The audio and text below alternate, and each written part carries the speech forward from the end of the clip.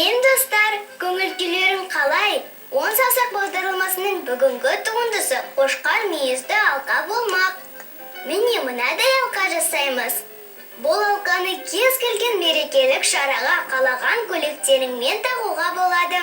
Ол үшін желім, қайшы керек.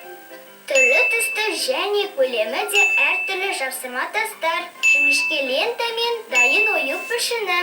Ең маңыздысы, мынадай етіп қиылған қара фетр қажет. Фетр дегеніміз киіз секілді қалың мата. Тігін шеберханасында пайдаланатын борт немесе сабынның бөлігін тауып алсаңдар болады.